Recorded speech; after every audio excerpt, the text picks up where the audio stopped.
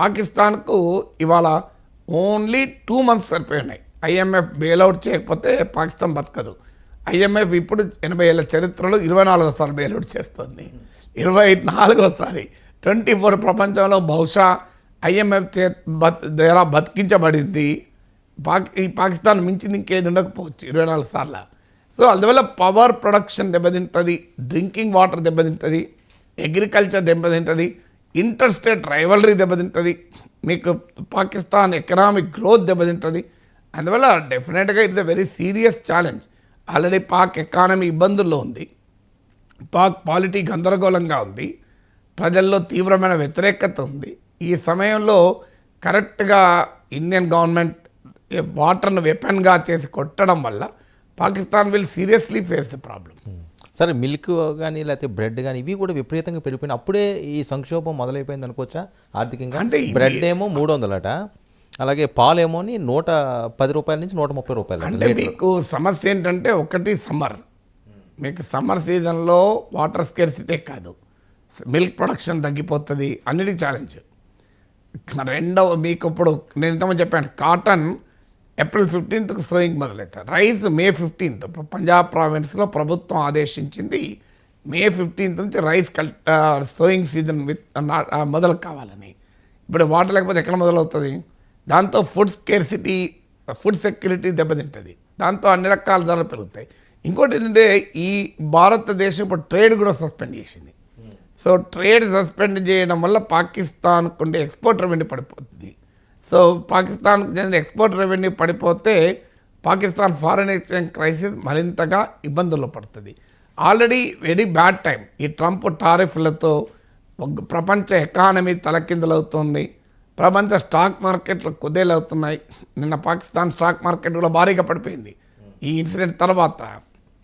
మీకు Pakistan world trade 1 or 2% తగ్గబోతోంది. అంటే ప్రపంచమే క్రైసిస్లో ఉంది. ఇప్పుడు వరల్డ్లో రిసెషన్ వస్తుందన్న ఆందోళన వ్యక్తమవుతుంది. ఈ సమయంలో మరి పాకిస్తాన్ ప్రైసెస్ ఎంత ఉంటుంది? పుండు మీద కారం చల్లడమా, నందును ఏ మూలిగే నక్కపోయిన తాటికాయ పడడమా, నువ్వు ఏదన్నా ఎన్ని సంవత్సరాలు వాడచ్చు ఇప్పుడు. సో దీనికి ఇంకో ఛాలెంజ్ కూడా ఏంటంటే, ఇప్పటికే పాక్ ప్రైమ్ మినిస్టర్ ప్రకటించున్నాడు, మేము ఎవరైనా మిత్ర దేశాల దగ్గరికి వెళ్తే బిచ్చ పాత్ర పట్టుకొని వచ్చిన బిచ్చగాల్లాగా మమ్మల్ని చూస్తున్నారు అని. ఇది పాక్ ప్రైమ్ మినిస్టర్ స్టేట్మెంట్, నాది కాదు మీది కాదు.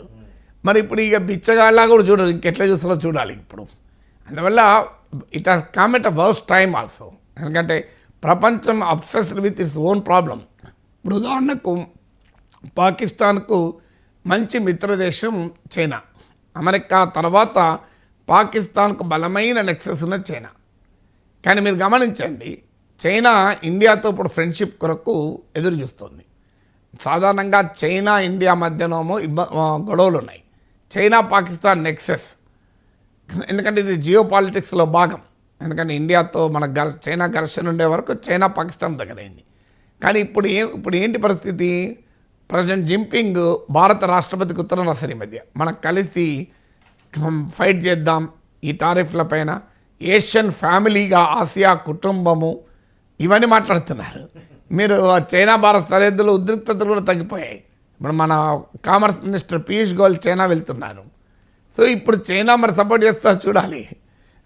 సో పాకిస్తాన్కు మరి చైనా ఏమనంటే మాట సాయమే తప్ప చేత సాయం చేసే పరిస్థితుల్లో చైనా లేదు. ఎందుకంటే Chinese economy Trump trade war వల్ల దెబ్బతింటుంది.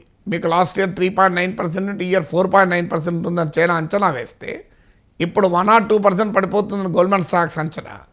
అందువల్ల ఇప్పుడు ప్రపంచంలో అందరూ ఎవడి కష్టాలో వాడున్నాడు.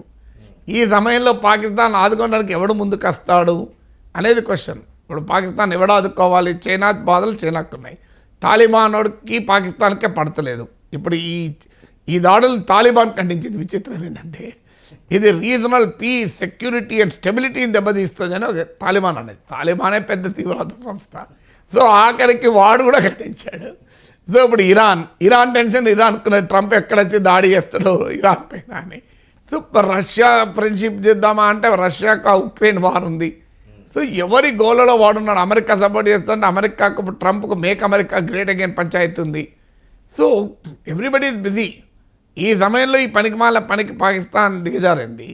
సో అందువల్ల it's extremely difficult for the Pakistan to survive. So ఎంతకాలం భారత్తో పెట్టుకోగలుగుతుందనేది చూడాలి. ఎందుకంటే ఈ ప్రపంచంలో పాకిస్తాన్, భారతదేశం, వాడు అన్నాడు కదా అసీం మునీర్, ఈ రెండు వేరువేరు దేశాలు. నిజమే వేరువేరు దేశాలు, నేను చాలాసార్లు చెప్పాను. మనం ఒక సత్య నాదెల్లా, సుందర్ పిచ్చయ్య, ఇందిరా నూయి, పరాగ్ అగర్వాల్, శాంతను నారాయణ్ ఇలాంటి కార్పొరేట్ దిగ్గజాలను క్రియేట్ చేశాం. పాకిస్తాన్లో ఎవరిని క్రియేట్ చేయడు? మీకు Hafiz Saeed, Tahawwur Rana, Dawood Gilani alias David Headley, Masood Azhar వీళ్ళనగా సృష్టించింది, Dawood Ibrahim. So like they will face the price.